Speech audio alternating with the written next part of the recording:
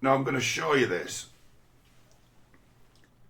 as a kind of sequel to those Hamas surrender videos I made, where I haven't engaged on this topic now for a few weeks because there's no need to. It's done. If you check them videos out that I made, I spell out the stakes of the game well enough so you should understand as to where you've missed something. There's been a betrayal, and Hamas has betrayed all of their supporters everywhere in the world, and Hamas's supporters should have already turned on them, but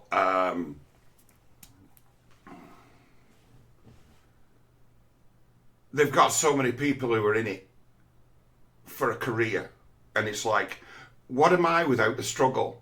What am I without the struggle against the evil Israel? So it's like, as soon as 7th of October struck, these guys just went straight for the script of every other time where there's been an exchange, and read from exactly the same hymn sheet as previously, where previously would be a response to a rocket attack, and they reach straight for the hymn sheet.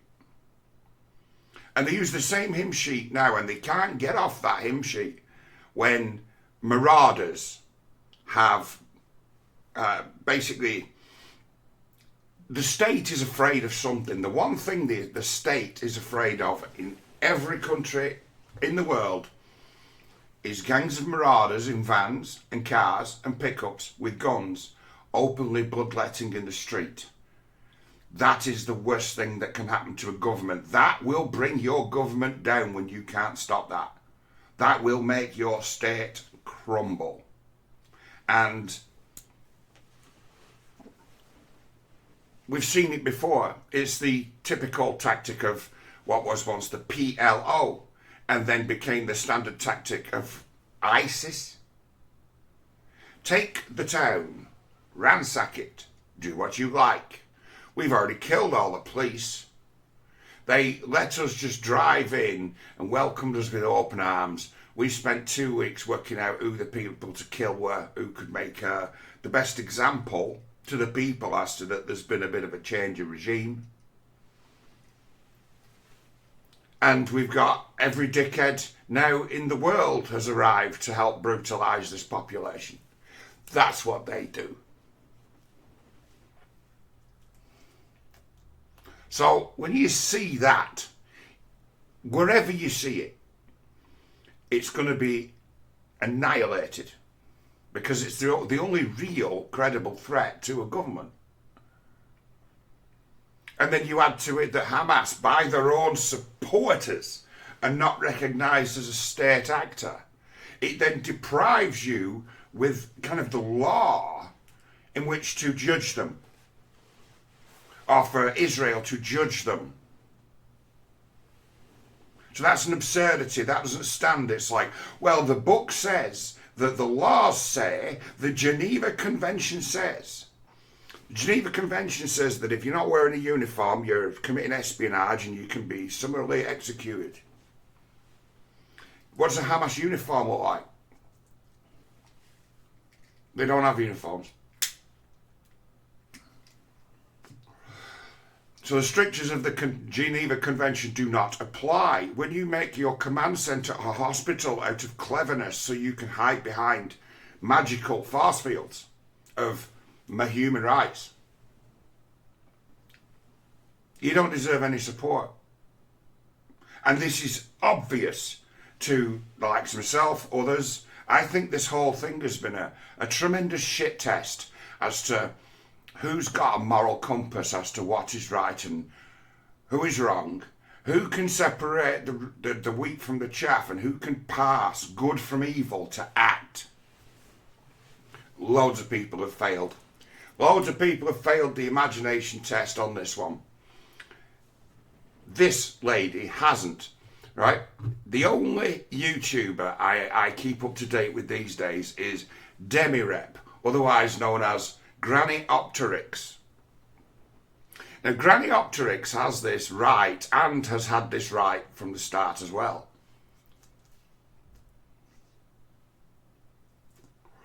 Understands the gravity of the evil act, has the moral compass to say, to put out a finger and say, that's evil, stamp it out, that's beyond the pale.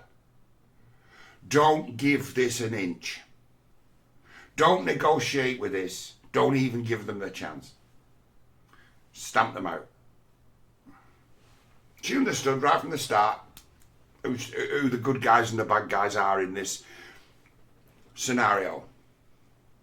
And there are so many who've invested half their lives in campaigning for the Palestinians, like your Corbyns and the like, who can't even process that event on the 7th of October for what a betrayal it was. And they've still to go on with the tired old script. And those people are in sixes and sevens. They don't know which side of the line to step on because they've got no moral compass. They can't say, no, here's where it stops. They just can't do that. Because, I mean, who would Jeremy Corbyn be without his Palestinian allies? Where would he be without his years, decades of simping to the Muslim community? Yes, I have great sympathy for you in your struggle. Because they make it theirs. They want something, it's like they've made it theirs. At the moment, we've got the Muslim community of Britain flexing in the street as to who's really in control because they know they can't be stopped. And they know the police can't do anything about them. And it's like, what stake have they got in that conflict? None. They've just taken advantage of it. In the same way as every arsehole in the world took advantage of COVID, they're taking advantage of this war. And then ostensibly would say that they are the peacemakers. And it's like, no, you're not. You sat on the fence and you thinking that calling for peace when there's been a terrible injustice is somehow noble when it's not. It just kicks the can down the road and guarantees that it'll be even more shocking next time. So it's like, do you want fools to rule the world? Because they do now. I think in a way you've seen an intervention by common sense, by the Almighty. Stop. And what did we have to see for it to be so? We had to see those junkies, didn't we, who were brutalising those civilians. Hamas made what in the end is like a 60-hour-long snuff movie that's incredible. The sights seen around the world with this new technology. It's like, is this what you want? No one in the world can look at that. If you're right in the head, you might be cheering it on in another country, but if that kind of bloodletting came to your town, your doorstep, suddenly you'd see it in a whole different light. Now, I'm going to put on, this is what, I've listened to this to about 5 minutes.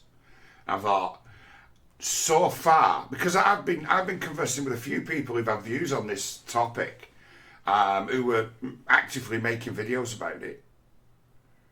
And I've put it to them. I put this case to them right from the start. And they, person I'm thinking of, doesn't have it in them to see, something really significant's happened with the right and wrong of things that's going to make it impossible for this war to escalate. It'll cause a crisis in Islam. You want us to run in on the back of that. You want us on the back end of 1,400 massacred innocents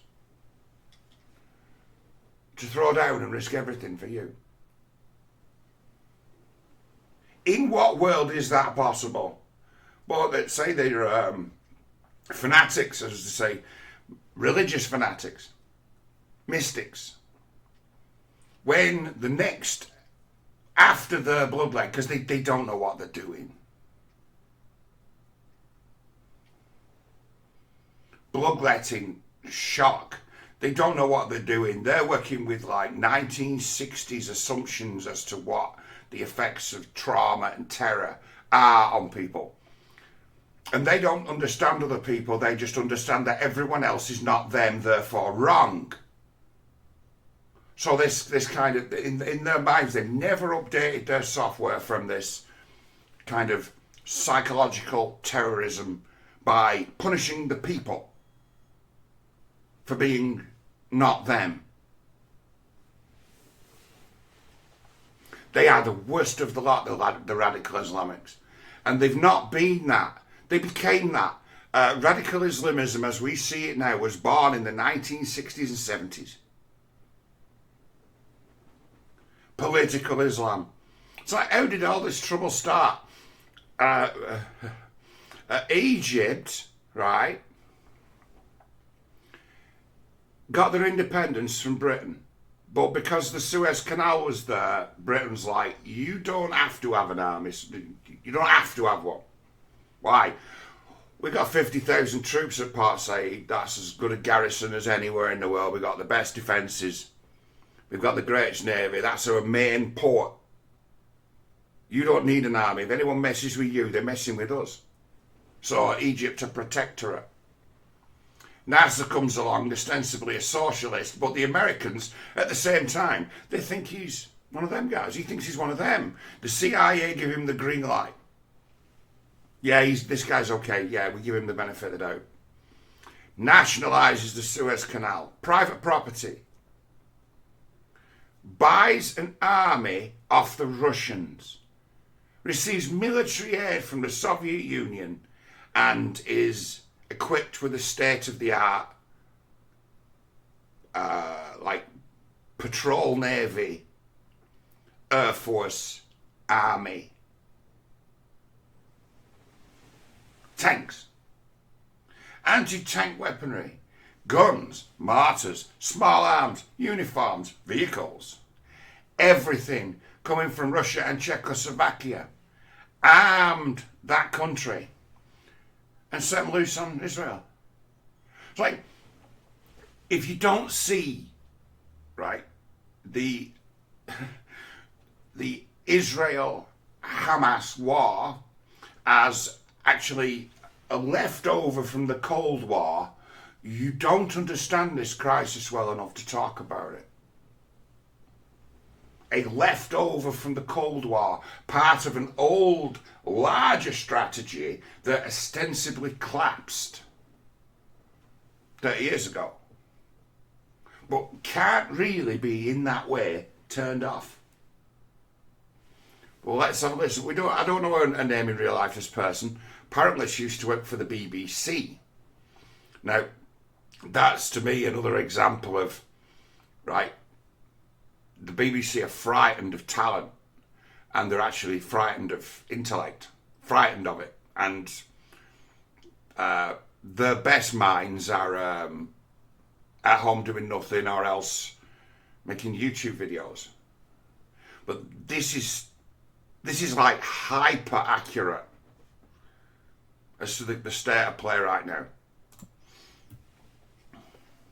So, we have the news now that the Iranian government is more chicken than a Juja kebab, and they've decided after all not to back Hamas. Do you remember all those stories about people making deals with the devil only to find themselves in a terrible fix? And that's when they discover the devil has abandoned them to their fate. Well, the people of Gaza made a deal with Hamas, and now Hamas has abandoned them and retreated to their bunkers, while in their turn Hamas made a deal with Iran, which has abandoned them. Even worse, I should think by now their supplies of Captagon must be running out. I'm Grannyopterix.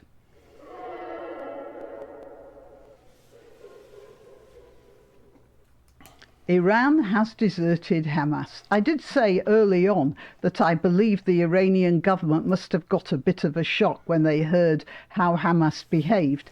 I don't suppose that they would have been too worried about the atrocities, but I'm sure they were fairly upset over the fact that Hamas had videoed the whole thing and uploaded it to the internet for all to see about the bravery of the Muslim soldier.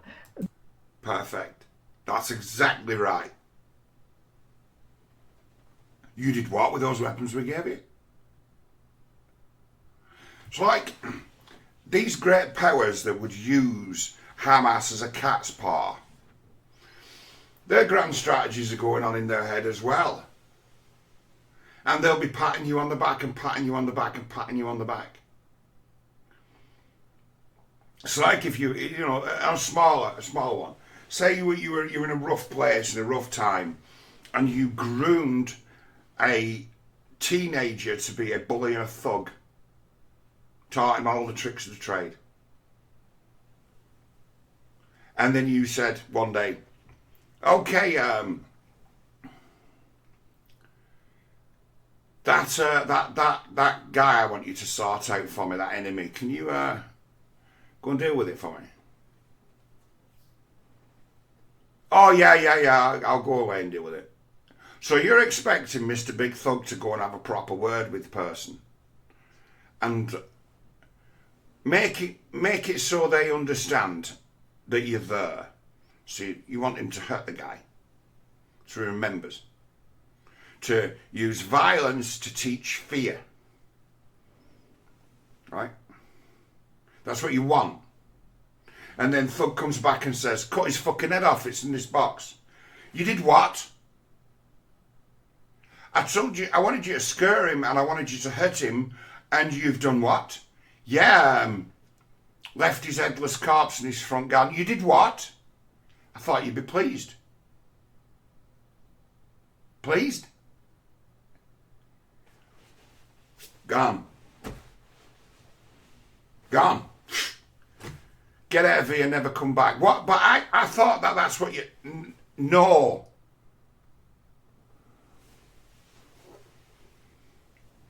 Be gone. Never darken this door again and never ask me for anything. We don't know each other. Goodbye. And if the cops come and say, you're implicated in a crime of murder, the police come and you spill the beans and tell them exactly every single detail and give them all the evidence they need to put this maniac in prison. You'd know what you were dealing with better than they did. That's the precise situation that Hamas found themselves in with Iran, where the little dog, the underling, our pets, those who come in useful, our lads who can get the job done, have made a complete mess of it. You did what? You put babies in ovens in front of their parents? You did that? Gone. I don't see how more people didn't see that from the start. It's like that's what that is. It's like straight away when it's like mass bloodletting, juju. The fucking juju cursed fucking idiots have set about bloodletting. Okay, that's an abomination of biblical proportion. What happens to that? It gets punished severely. Because beyond the pale, as they say. That, you know, there's a level of violence that, you know, the bosses can say, well, you know, we can say we send our thoughts and prayers, but hey, job done, you got the message sent. The provocation, yeah, you've taken it to a new level. Well done. Completely screwed the pooch. Never seen an incompetent failure as bad as that Hamas attack. And at the time when it happened, I'm saying, well, they've got away with this in darkness because there's been nothing to leak. It's got no command or control, this attack. It's not got communications. They're not broadcasting everywhere. They don't have a command structure. They've just given everybody the date, told everybody the secret mission, told them to get tooled up, and they've all gone, and they've all turned up, and they've gone. So it's like, they'd say an intelligence failure. No, it wasn't intelligence failure. I already got to the bottom of this one. It wasn't an intelligence failure. It was that your methods of signals, in essence, they monitor the internet no end. They have like supercomputers scouring the internet. These guys don't use the internet. So they go back to tradecraft, which is between you and me, leaving notes, writing dead drops, reading things and burning them. Burn after reading, the old way of doing it. Now, when you employ the old ways of doing it, they can't be stopped. There's no computer that's going to discern a code word or language that's just been invented for the day. No, there isn't. It doesn't work. So tradecraft still works, so they've used tradecraft to do it.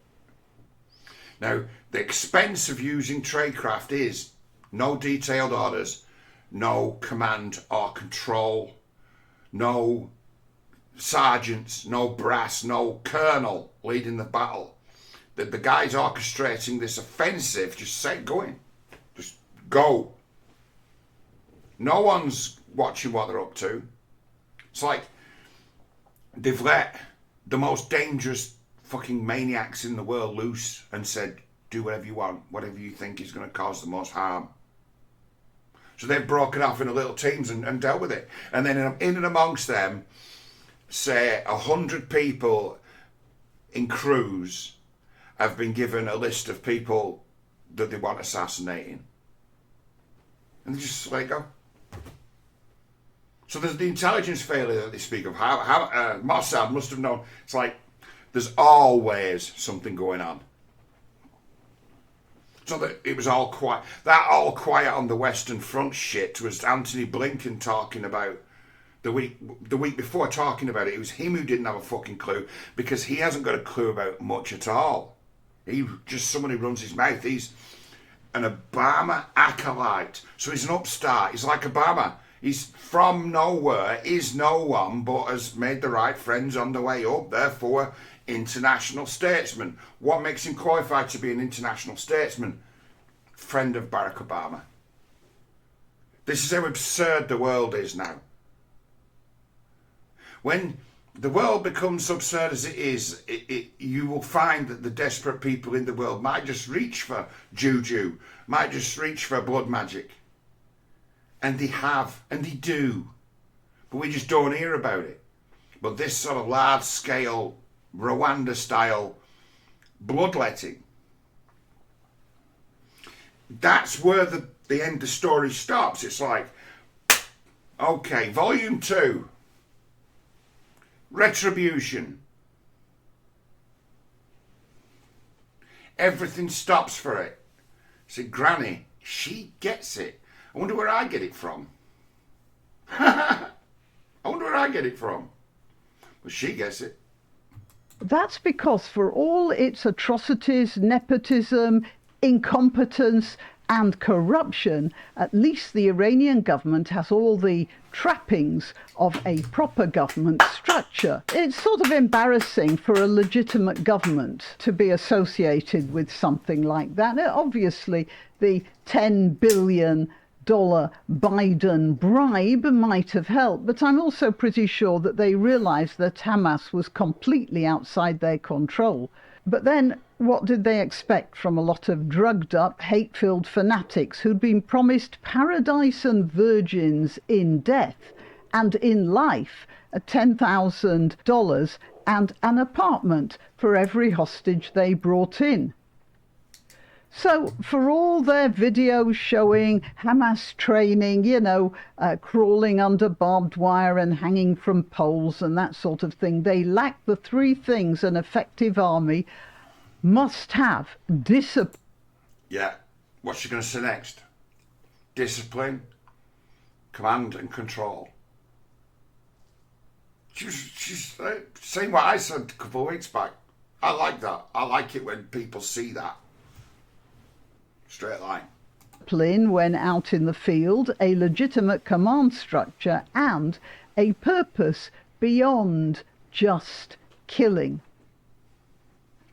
When you train an army whose only object is to destroy, not simply to kill soldiers, but to kill every living human being in their path, then what you end up with is a rabble that's armed to the teeth, and in this case, mostly hopped up to the teeth with amphetamines. And I'm interrupting this tirade to remind you to click the like button, to click links to description for donation. I give you a tip, Granny. Don't refer to your own work as a tirade or a rant. It's like saying just, like devalues. Why would someone go to all the trouble to have the bell rung for? I don't do that bell thing, but why would someone go to all the trouble to keep up with what you have to say when it's just, or it's a tirade or a rant? It's a screed, isn't it? It's a better word, a screed. It's a screed, or else, might we call it a spell? It's a spell. It's 6 minutes and 54 seconds. That's a spell. That's about how long it takes to bowl and over. But really, the best way you can help this video and my channel is just by clicking like. Okay, back to the grim reality. And this turned out to be an... She should replace that with a band that goes across the bottom of the screen that says, hit the like, buy me a coffee. Just saying. Embarrassment to the entire Muslim world. For sure, the people of Gaza, the masses, the foot soldiers, they got to follow the troops and loot the devastated villages. Oh yes, they did that. It's not like they didn't know about it. The so-called Palestinian victims followed on out of Gaza and enjoyed the advantage of the situation. And then back in Gaza City, they danced about and spat at the dead bodies while stuffing themselves with as much baklava as they wanted. But the commanders back in Tehran and the rulers in the rest of... She's gone away and looked up that disgusting smelling red stuff that they eat, hasn't she? And she put a quick edit in there when she went away and found out what its name. Yeah, I don't know. You see it sometimes where you'll see, like, hopped out of the red. I noticed this first as when I was a kid, really, about 17 or 18, when I worked at Robinson's bike shop. And there was a Pakistani guy come in, and his teeth were rotten. And you know that bad smell of it has a rotten teeth has a specific smell, if you know what rotten teeth smell like. He had the rotten tooth smell, but if you in his mouth when he showed his teeth, there was this red sort of slime, and he was fucking chewing something, and it stunk on top of like a germaline smell on top of rotten teeth, and he could just knock you fucking backwards with the stench of it. And I'm like, what's that shit? And for years asking people, do you know of something that people, it's a Pakistani thing or an Eastern thing, red stuff that they're eating in it? Yeah, and it turns out that it's like some locally sourced, like herbal high, if you like. Like, if you want to get really fucking wrecked, what you do is you get yourself a book on mushrooms and go and have a walk around it morning, don't you, around, like, Healy Dell. And you'll certainly find yourself some magic mushrooms. You certainly, if you get the book right, yeah, if you're right with it, you know, I mean, if you can identify them properly, if you can identify them, you will find them. So teaching people how to identify them is a no-no. Let them know that you don't, when you're looking at mushrooms, some are absolutely fucking deadly and some are nice, tasty. You've got to be able to know the difference between one and the other. Never teaching them the difference is telling them stay the fuck away from them, because every time you reach for one, it's a lucky dip. Toss of a coin, whether it fucks you up or kills you. But yeah, it's like that stuff she's on about is that fucking disgusting red shit that they chew and imbibe.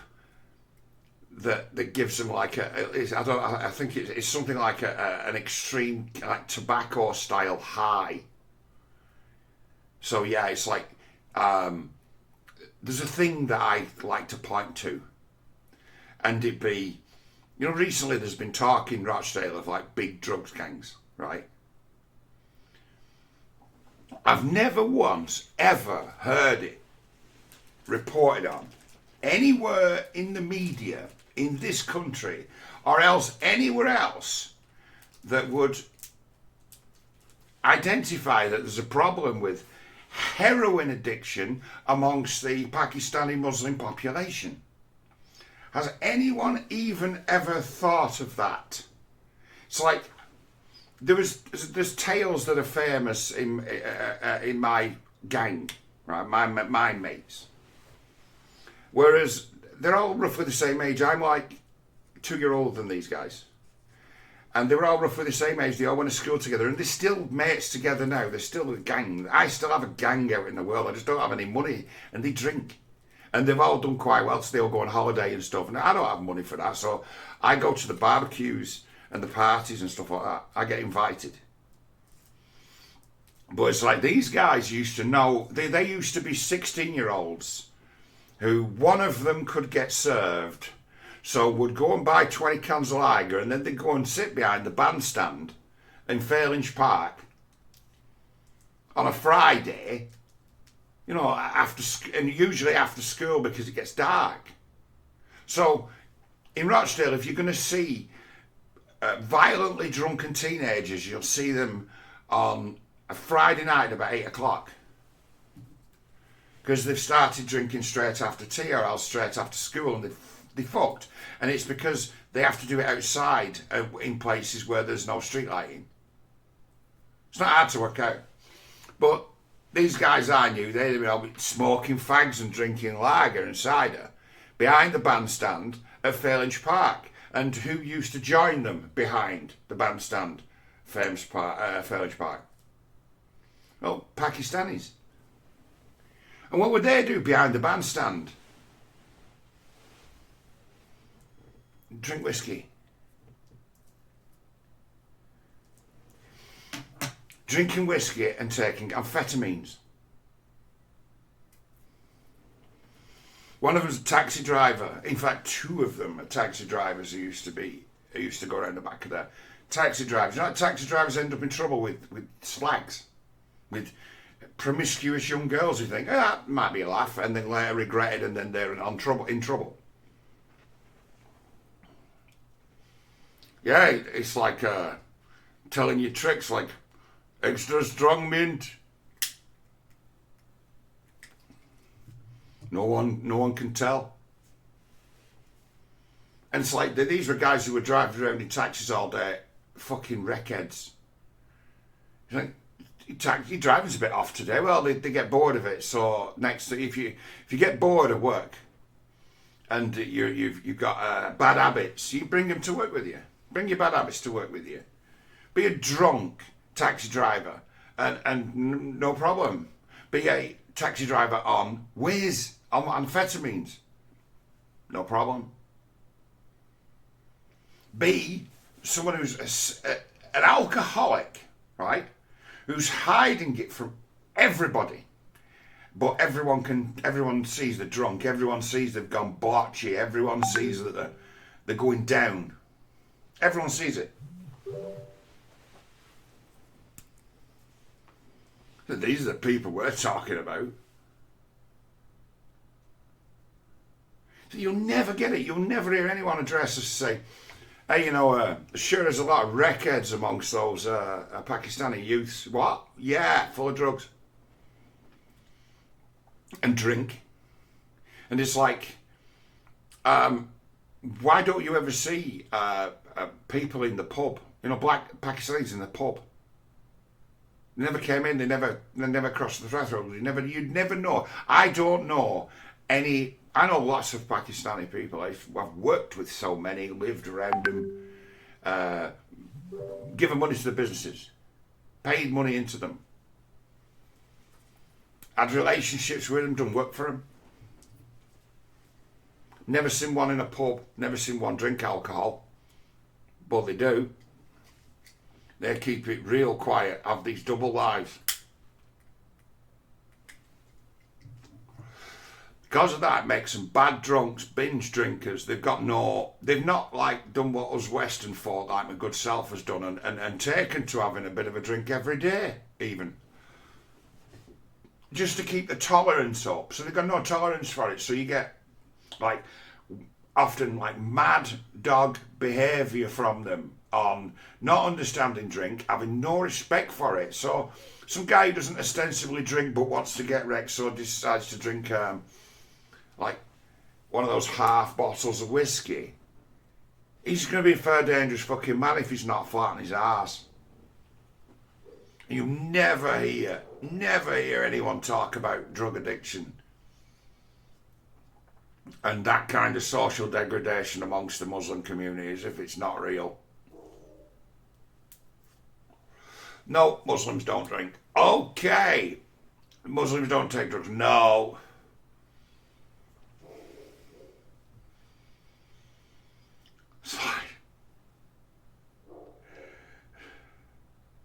They say that the Muslim, you're an Islamophobic. That speaking ill of the faith and the faithful, it's for long since in this country been a taboo. It's where we get to the fear what made it possible. So when that, again, Rochdale rape gang thing, which is not what it seems to be, but on the surface of it, it's really bad and deserves to be investigated. Well, they held it at that stage, held that secret, for fear of being accused by the local Muslims of being racist. Muslims don't rape. Islamophobia.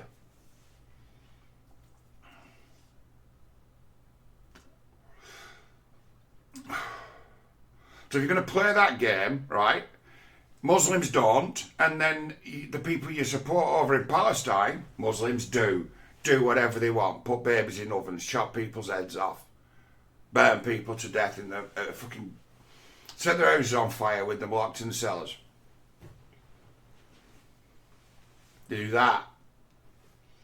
Rape people to death. They do that too, don't they? So if one day Muslim Islamophobe is like a purity card, where how dare you speak ill of us, prove it.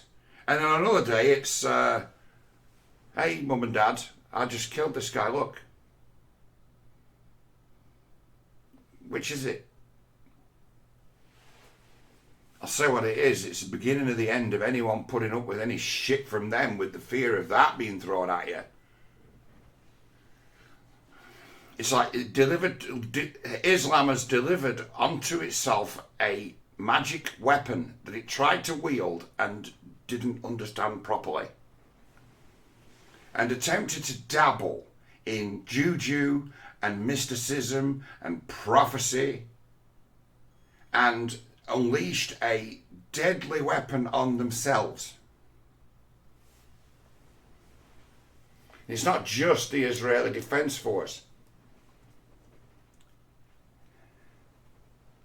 It's a rather punishing God coming down on you. Because really, that's all God is. And I am wise, right? God is a punisher. And that's what God does best. And that's what God is actively set about doing. And those of us who suffer know, but don't say. Of the Arab world, the ones running legitimate countries, well, countries with a structure, even evil, repressive, degenerate theocracies like Iran. They knew the true situation, and they also knew that a bloodthirsty horde of well-armed killers, trained from early childhood to be psychopaths, who go to war equipped with AK-47s and rattling with hallucinogens, not alcohol, heaven forbid. No, mostly phenethylline, which the Quran does not forbid because, Well, Allah apparently didn't know about it at the time, so that's all right then. So She's right about there. You could write a volume on that. All the exceptions they make. Oh, well, it's all right when we do it. No, well, that's there. It's an actual proper objective. Well, it can't be banned. It's not banned in the books because it hadn't been invented. There are people who call themselves literalists to scripture. They make those kind of exceptions. It's incredible. But that's like, by then religion is just a weapon to you. So it's just religion just being like another branch of like feminism or racism. It'd be that church playing those weapons. Yeah, she's very good. You see, that's the thing. The virtue signal amongst the culture that's imposed on us in the West, it's a mixed thing, but it's to be seen to be supporting this, supporting that, abhors cruelty to animals, abhors cruelty to children. This is what you're supposed to be. Worried about climate change. This is what you're supposed to be. Well, in the Islamic version of it, you're supposed to be chaste, sober, honest, a conservative in your nature, a conservative. Iranian or Islamic fundamentalist states are ostensibly ultra-conservative. What do they punish? Moral infringement on what's in the book, right? It's a hypocrisy. So it's the virtue signalling Islamic image is one of family, extended family, and them kind of interconnected relationships be mutually beneficial. So they've got the West, they've got the values of, say, probably post World War One. I've talked about this at length in old videos. They've got like a post, because they're not backward people, but they've not had the sexual revolution of the 1960s. They've not had all these cultural changes and even say wars that the West suffered. They were in some ways, they will have suffered in their own way, but in some ways they were insulated from that, a lot of people. That part of the world, a lot of the Muslims. So it's like they've still got the moral, in the minds, the sort of moral virtues of someone from the 1920s who would see things like infidelity as being terrible sins. They've still got that going. You can't get past what hurts, you know. To be betrayed, to be lied to be used, to be beaten. In whatever language or faith, it hurts and has a repercussion. We are all under the same God, as that works. Our religion is misery. And our experience is suffering. It's like, oh, you might see yourself, you know, from this, a return to the world of like the Jewish God. And it's like, well, what's Jewish God like? Well, he's kind of big on punishment and suffering, but if you toe the line, everything's fucking brilliant for you. Everything, boom! Toe the line, and everyone toes the line, and does their duty to stamp out evil, the snakes. Why does it take a snake? Why does it take a saint to run out a gang of fucking arseholes, snakes? Why does it always take a saint? Why can't there be 100,000 saints? See, that's like powerful religion. That's like, oh, hang on a minute. All we've got's rules. And the whole thing that it was trying to teach us to say, you know, these rules are really important. And by the time you live long enough to realise just how important the rules were, and then as to where you ran foul of it, it's like, then you wonder why you suffer. Then you wonder why you see misfortune, misery. We don't get to choose what we regret. We don't get to choose what we remember from 25 years ago that made us cringe to high heaven. Good memories, it's like stashed away in a different place. It's like a zero-sum game. You have to go and find them. It's like, but those things that make you cringe, those things that you react to, the stimuli has some kind of reaction to you. Well, you don't get to choose what they are. It's like, it's amazing how God lets things go. And that's never an accident. You might have been in the right when you did that wrong, that you don't regret it. You might have done what he'd have done. Not understanding God's nature properly is a problem. It's like, God will kill them all. What? Yeah, side down either side. What? Well, yeah. The Punisher. And he expects so much from people. And when you don't meet his standard, and sometimes his standard is to throw down your life and die there and then. Is to die on the cross, is to choose this as your place to die. Sometimes that's your duty, and if you don't do it, you'll regret that. And it's like, I regret things that I didn't do. Yes, they hurt you even more than the things you did. Understanding God. It's like, understanding God, right? It gives you a baseline. As you, right, this is something that's common to all humans, but most of them deny it, call it something different, or rationalise past it. That's how powerful human beings are, you know. You can override what God has decreed. Overwrite it. Change it into something different. But it just gets worse and worse and worse. People use things like, you're bottling something up. And it'd be, yeah, I'm lying to myself. I'm actively at war with God to do my will over what's right.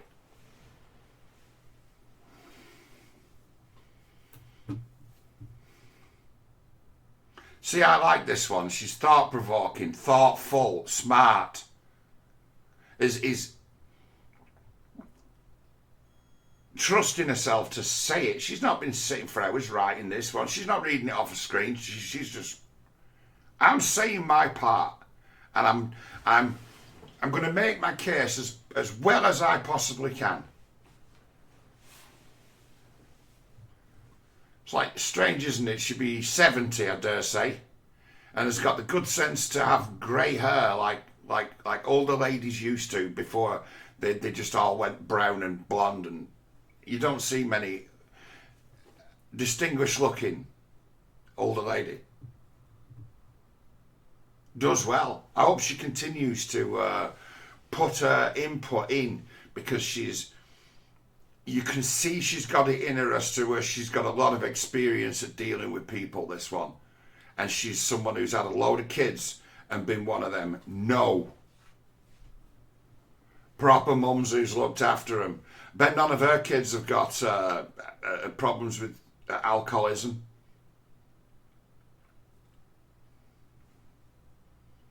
They learned all about the power of no at some stage.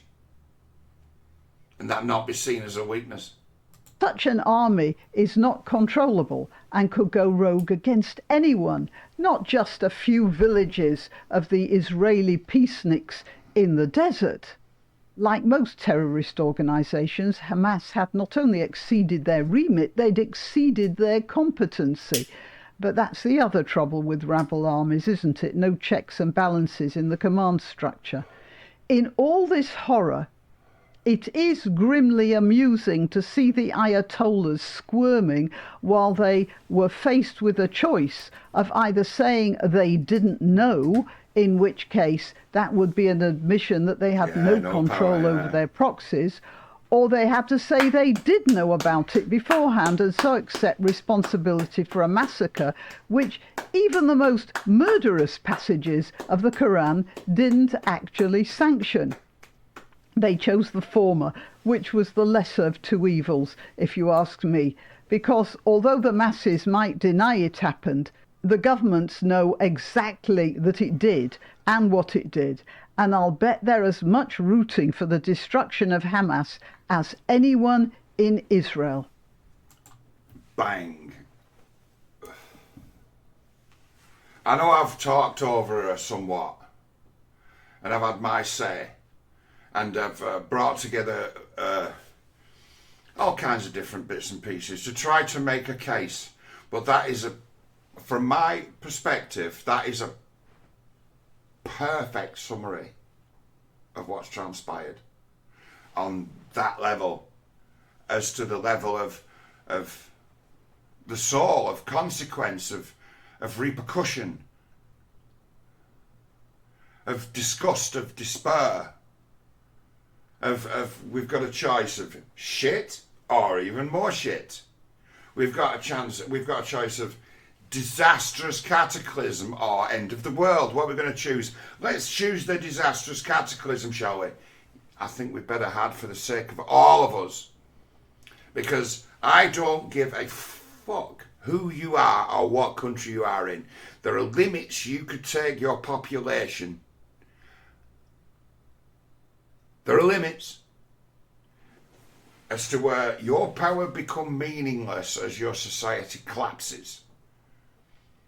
And when they're looking for someone to blame with their stones and fire, they're going to come and find your houses, aren't they? Eventually, it's there for all to see. I'm not inciting rebellion. I'm saying there are limits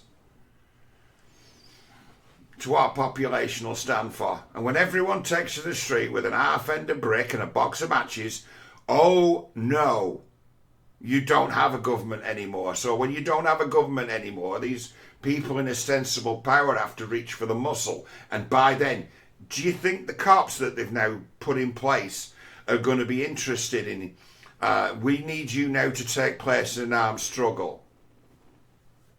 Unless it's the SWAT team in Mosul. It ain't going on. The SWAT team in Mosul. Did you see that movie, that Mosul? The old cop SWAT team still on duty. And it's like they were vowed to kill every single one of those bastards who they could find. No quarter dead. And it's like, why? It's like, well, when they arrived, these guys, pretending to be something other than what they were, and just infiltrated our city and then decided to take it over from within. Someone sold us out, and they got the names, all our names and all our addresses. And they killed most of us, the cops.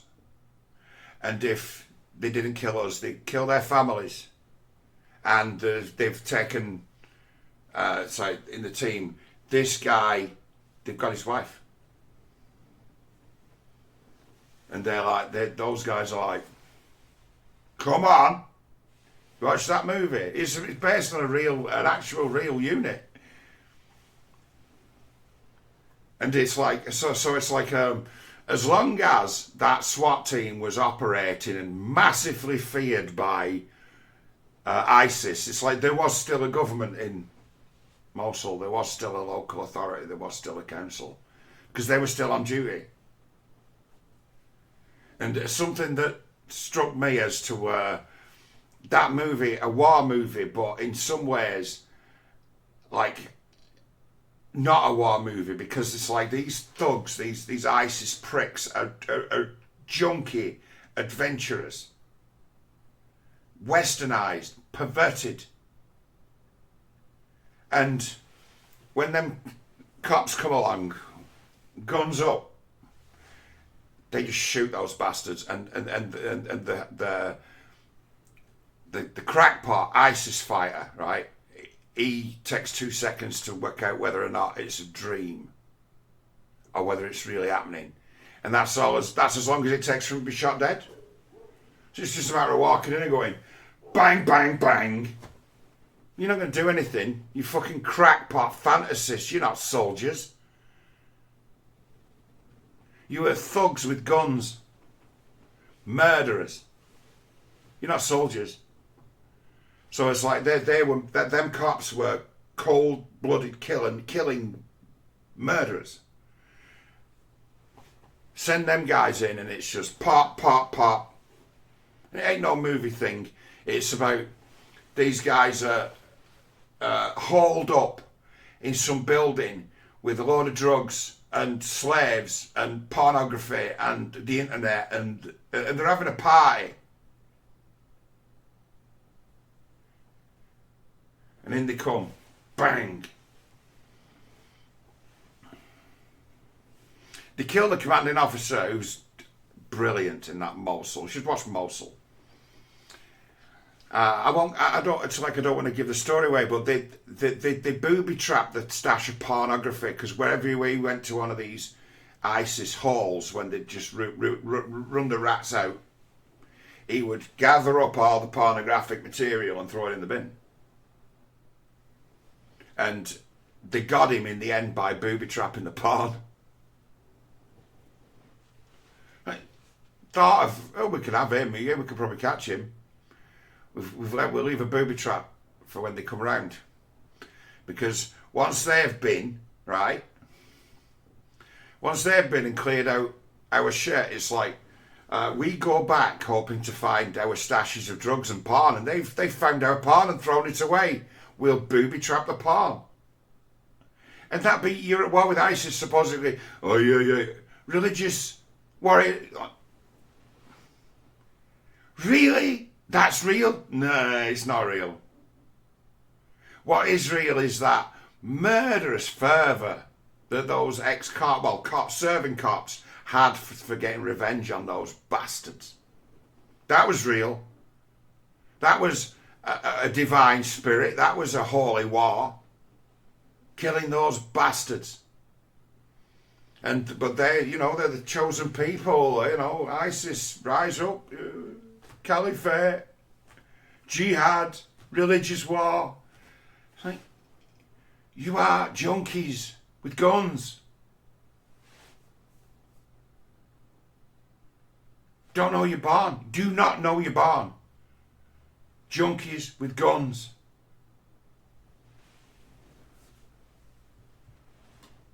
It's like, how well do you think the junkies with guns, right? Let's think of average American Muslim family, right? Go and check out all the statistics across the board and they'll say they're probably doing all right for themselves because they turn up for work.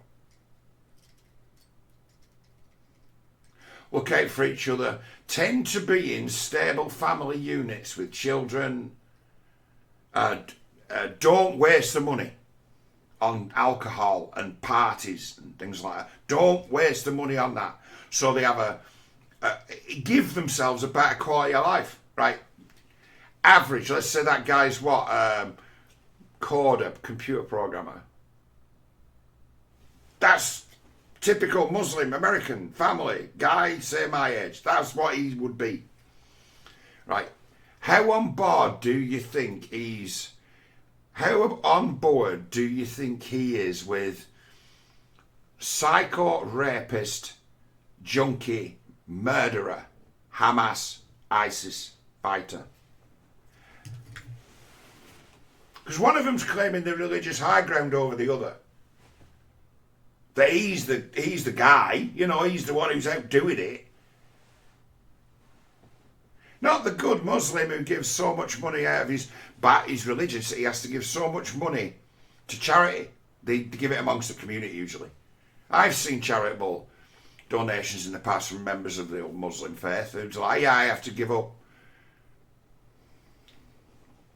They pay tithes, but they don't pay tithes necessarily to the mosque. They will pay tithes to anyone that they think's worthy or doing the right work. So charitable. Like, where does that charity and that mercy and that strict adherence to old law, just old Judaic law. You know, Islam is supposedly a reformation of Judaism, of like the Hebrew faith. It's someone's attempt to reform an old religion. What's the old religion? Well, it's Judaism. They are all Abrahamic religions. They're all based on the same backstory. It's like one of them, they're all spin-offs of the same novel. Spin-offs. Our religions are all spin-offs from the original Judaic Hebrew. All of them. And the ones that aren't have got so much in common with them that they are the same stories, but these guys have written more of a canon about its procession than the people who didn't develop a written language, who would attribute the gods to the elements, but fundamentally power be how good are you at fighting, how clever are you, and how well you demonstrate that as to where others would want to be on the same team as you. Not follow or worship, want to be on the same team as you, because that's who you call king.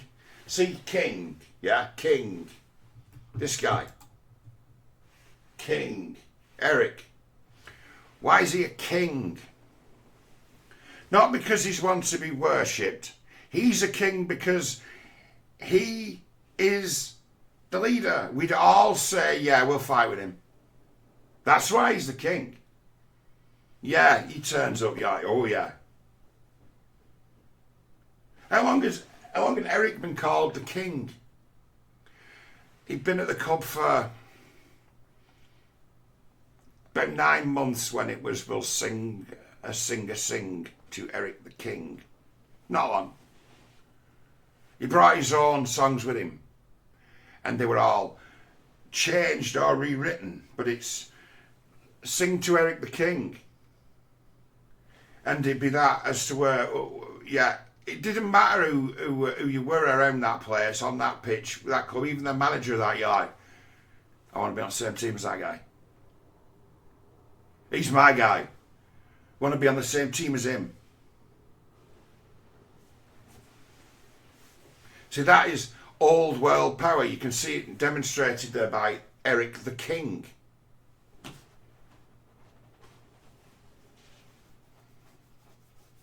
That's undeniable. It's just divorced now from political power, isn't it? And it's like footballing power is just divorced from military power. It's divorced from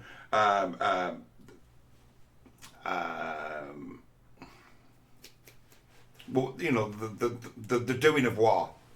It's gone. But in some places, that's the only law there is.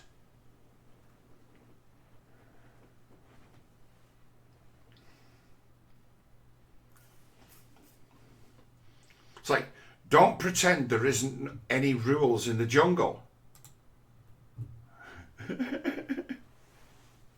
Oh, it's the laws of the jungle. There's rules in the jungle.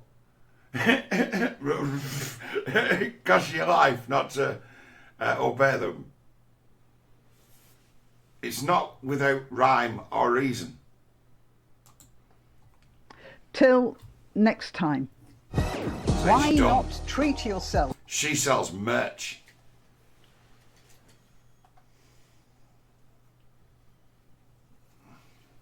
I don't know how much merch she might sell. It's having your own merch these days is not so much of a big deal. Although you'd probably be better off, if you're going to do that, you'd be better off just making mugs, wouldn't you, like she does. But mugs can be just slogans on mugs. Can't they? Slogans. You don't need the... I like the bandana though. That's a cool touch. But yeah, look out for this one. Her analysis when it comes to these right and wrong of things, issues, is brilliant. She's right. So it's like... YouTube channel, 39,000 subscribers. 20 years ago, and she's worked all her life in like television, broadcasting and education for the BBC.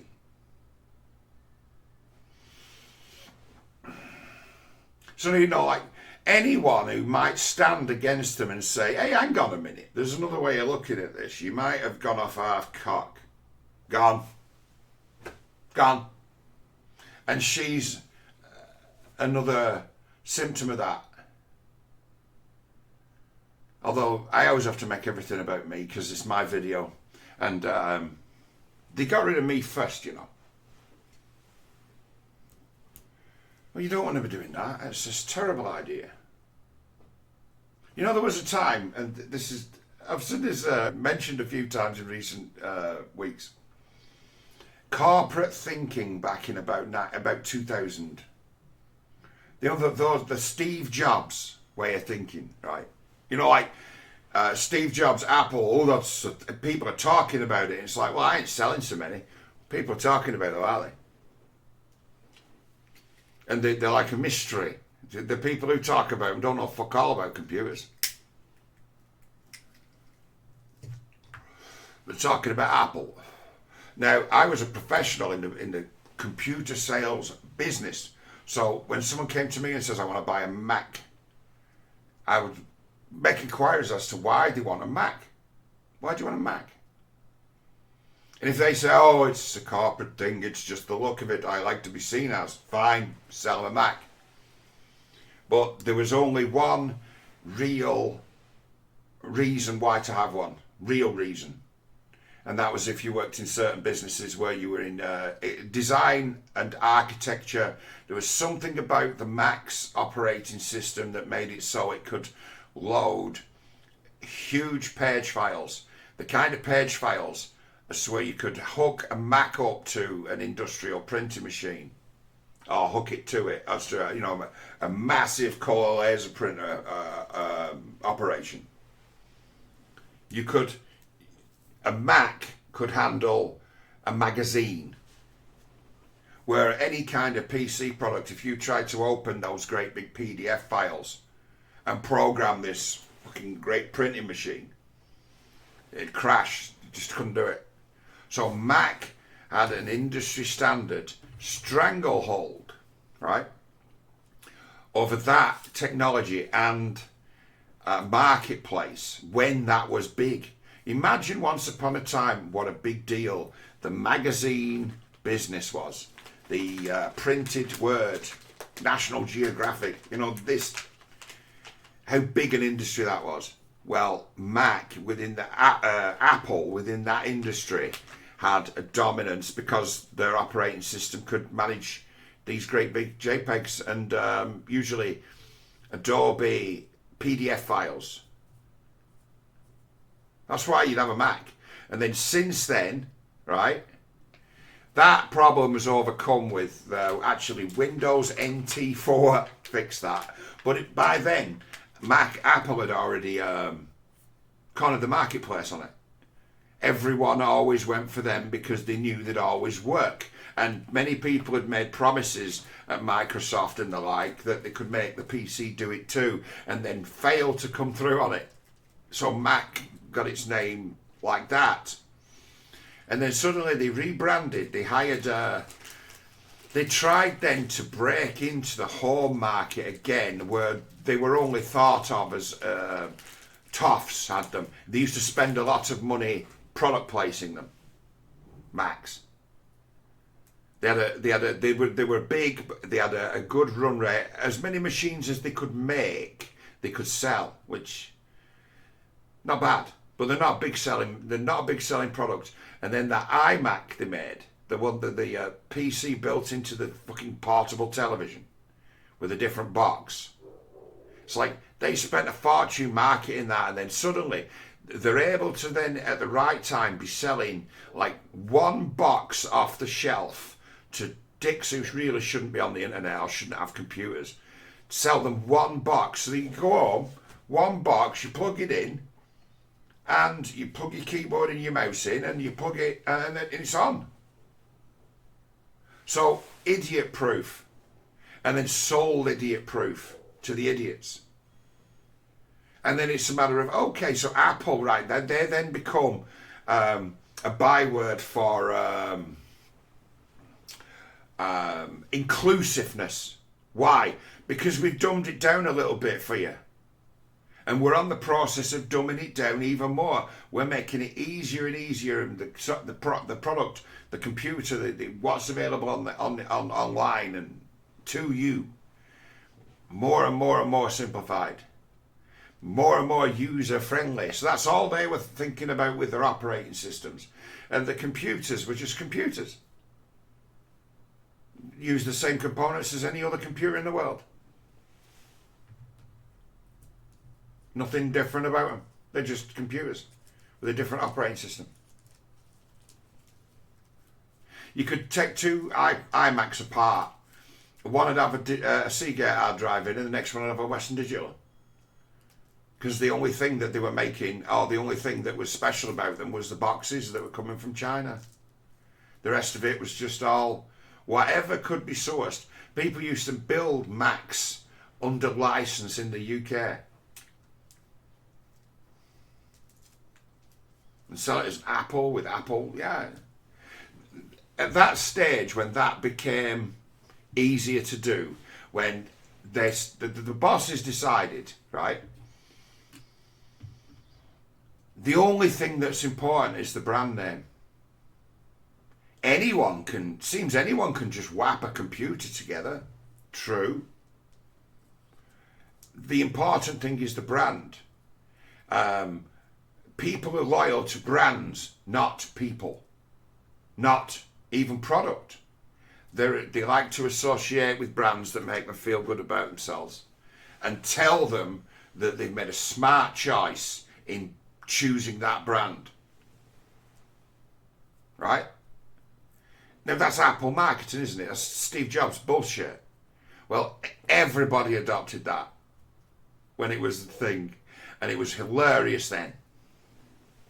It's like, you place this on top of this system that you've built these days, but they're built on systems analysis, which doesn't measure the value of anything. It just counts the time spent and makes an assumption. It's like, you add that into systems analysis and you've created a business model that only the recognizable brands in the end will survive.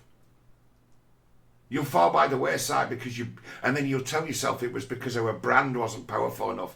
Not that you'd thrown the game away by forgetting what the job was, forgetting what value is. So, I mean, I had this thing where I'd been taught a certain way how to do business from the age of probably 14. When I started as a milkman, right? Working for my uncle, delivering milk. I've learned a certain set of values for work. And then I've been recognised when I was 16 or 17 as having this good set of values from doing a milk round. You can't escape from doing a milk round 6 days a week. You've got to get up in the morning. Just duck one day and you're done. It's history. Right? You're not a milkman anymore. So that's a continuity business that you can't escape from. But the good thing about it is, right, as soon as you're finished, as soon as you can go home. So you always know what the job tomorrow entails. And it'll either be a good day or a bad day. It'll either be sunshine or rain. But you know what you've got to do, and the sooner the job gets done and the more efficient it gets done, the least amount of time wasted, the sooner you're done for the day. So it breeds an efficiency, and it has to. The people who do the job have to be reliable, and they have to prove themselves reliable. So I've been raised like that, as to where it's like you don't know escape every day. Then that been recognised later as a work ethic that best suits deals.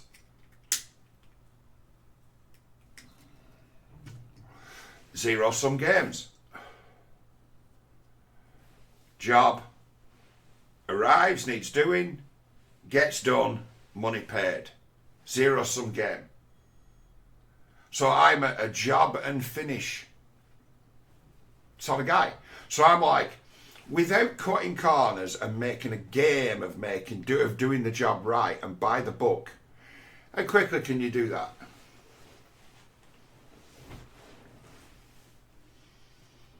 And it'd be, I can do it real quick. I can really focus on what I'm doing. I could prepare properly for doing it, go to the toilet, have a cup of coffee, and be on the ball and bang, and I can do that probably 20 minutes quicker than I do it now, over a 3-4 hour job. Why don't you? Because it doesn't benefit me in any way. What if I say to you, you can go home early once you've finished? Ha! How efficient do you suddenly become? Oh, that old, right, when you finish, this is the work we've got for the day. Look at it and you're like, okay, that's a day's worth of work. Right, let's see if we can get home for 2 o'clock, shall we? Yeah, why not? Bang, hit it. I'm from that school, job and finish. And it'd be, eventually, people like that. It's like, that's what business is. It's open and shut cases. It's, thank you very much, bye. Thank you very much, bye. Thank you very much, bye. Zero-sum games, accounting games. And at a certain level of it, that conventional wisdom, because I didn't invent nothing, I was taught this is how you work, this is how you make money. At a certain stage, the script flipped, and that no longer was relevant and no longer mattered and was no longer being taken into consideration, because this new thinking had come down the line as to where, you know, John, we don't need you. You're not actually skillful at your job. The customers, they love the brand because what it says about them. You are. You came in, that kind of thinking came down, and do you know what all the companies have got in common who adopted that kind of thinking? They all collapsed apart from the very big ones. And companies that didn't embrace that kind of thinking, because the realities of life stood in its way, they thrive as if nothing ever happened to them. The great big building firms, the great big drilling firms, the great big logistics firms, they never fell for any of that shit, because to them, there was no time in the world to be able to just implement and flip. But in the sort of marketing and sales industries, oh, that rife went right through the place. Customers are not, relationships don't matter in business. Customers get a feel-good factor from buying and associating with brands, is what the experts were telling the salespeople back in 2000. It's what the so-called experts. And it's like, where are the so-called experts now? Dead. Were they right? No, they were absolutely wrong. That's a rank oversimplification. That is not true across the board. That's almost as dumb as saying all white people are racist. You can't measure the value of human interaction based on, oh, they love the brand, not the human. They're all narcissists. They're all shallow. And if they look at the brand and they wear the brand and they identify with the brand, that's why they buy the brand. The means and method of sale don't matter. It's how the brand makes them feel. That supposedly be cutting edge psychological sales science 25 years ago. And that be amongst the most stupid things ever said and still yet to be addressed. It's like, in a way, your political correctness thing in the workplace encoded that shit in, just kept it. You know, when those employment laws became what they are, every country, every company over a certain size in this country was taken over by the government, who decided who they could hire and fire. It was just taken over by the government. So it's like, you are allowed to trade in this country based on your adherence on a set of deeply discriminatory rules. And businesses can't address it, can they? And it's been over 20 years, it's been bred in.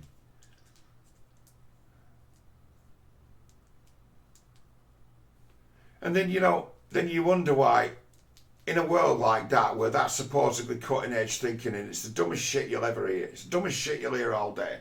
It's like YouTube saying, oh no, people just like YouTube. We can ban everybody who's a content creator on here because that's not what's important. We can get more content creators because it's YouTube that people come to, not the creators of content. Haven't we hit that wall already and defeated it and made it stupid on platforms like this? You don't think that content creators have any value? Really? That YouTube will live on when the content creators have all been fired off?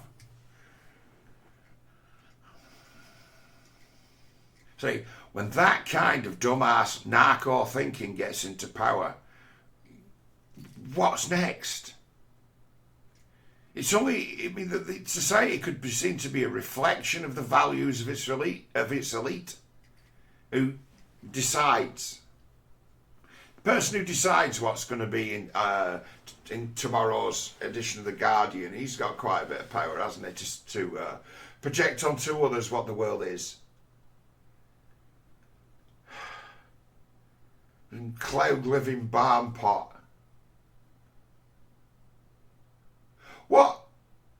How would The Guardian one day react when gangs of marauders, armed to the teeth, driving around in cars and vans, start bloodletting in Aberdeen, start bloodletting in Dundee, start bloodletting in Edinburgh? I'm thinking of them driving down, What happens when we haven't got anything to stop that. We use the military on them. Oh no, we can't do that. We've got law and order in this country. We send the local police to go and arrest them. They've killed the local police. What are you going to do?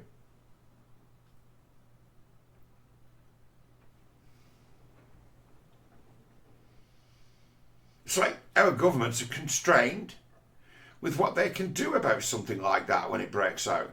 The people were smitey, weren't they, at the Israelis for their slow reaction to it when they had it engaged and under control in 2 days. Well, it's like, that's brilliant. That's for reaction time, that. Not bad. Surprise attack, you don't know what, God knows, everyone drops everything. That's not bad. To be mopping up 2 days, to have mopped up 5 hours. This country, something like that broke out where, a marauding gang started to hit. How long might it take them to react? And what kind of force would they be allowed to bring to bear? They'd have to call it something. What would they call it? And then that have a definition again. It's like our societies are not equipped to react to that kind of assault. Don't exist. It's wide open to it. It's what they're most afraid of. They know they're wide open to that. And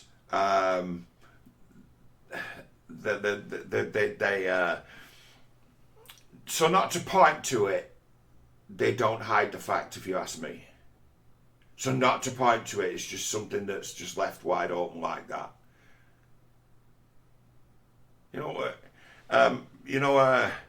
If you're not a fool, the armed response guys the cops have got are only any good if they know where you are in one place. They're not going to come and save anyone. So that's why they arrest dumbasses with toy guns. That's what they for. sieges with idiots claiming to have guns and stuff like that. That's what they're for. They're not for stopping anybody. So it's like when the evil forces of the world have demonstrated that they've relearned, or they've relearned and readapted the old ISIS tactic of just set about bloodletting, the old PLO way of doing it, the old Beirut way. We don't need to see that. Give people ideas. Now that idea of, hey, let's just all get in their cars and go whooping, right? Like Viking raids. I've had this joke before. People already knew this shit if they've been watching my channel over the years. It's like Viking raids from one town to another would bring this country down. It's a hilarious notion, but it would destroy it. If the terrorists in Rochdale decide to hit Bury, and the terrorists in Bury decide to hit Oldham, and the terrorists in Oldham decide to hit Salford, and the Bury, and so on, brings it all down. They all go across region. They all go across lines. All do something at the same time. There's nothing this country's got set in place to defend itself against that kind of thing that Hamas did. Nothing. And no one else has got it either. That is the model, the way of doing it. And that is the weapon of the enemy. And the only weapon of the enemy, that and rockets. Which, in their own way, work as just a massive, dangerous distraction. So it's like, we don't need that kind of behaviour being allowed in any way, shape or form. And for, like, they ran back to Gaza and Bali, we're hiding behind civilians, can't shoot us here, Bali. We're back in Gaza now, this is safe ground. No, you can't shoot at us, you can't shoot back. We're hiding, Bali. Like it was a game of hide and seek. And they got back home before they could be tagged or...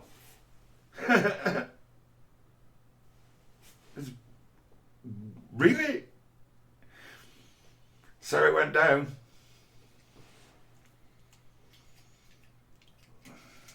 It's like, they go in them. I had the track on it. She's got the inside track on it. She gets it. I got it from the start. There was the flights of fancy and start worrying and panicking, and they don't get it. And it's like, those who knew from the start what was going to happen now. You can't do that. You prove that the states have no power, none of them, by doing that, because you're using an attack that works on all of them, would work on all of them, would have the same effect anywhere it was tried, isn't stoppable. Everyone. So why you'll get it with Sunak? No, we're not. No call for a ceasefire. Unconscionable. They know what side the bread's buttered. They know they can't stand up to it. They know that's the worst nightmare. No government can stand up to it. Like she makes the point. Iranians be looking at those head-chopping fucking dickheads and saying, we couldn't defend ourselves against that. We haven't got we don't have the internal defence structure to stand up against that. They'd destroy us.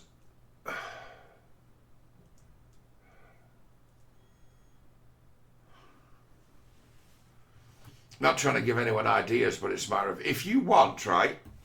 If you want all the attention of the world on you, and then you want extra, either military, black ops, one way of doing it or another, to come down on you and murder you,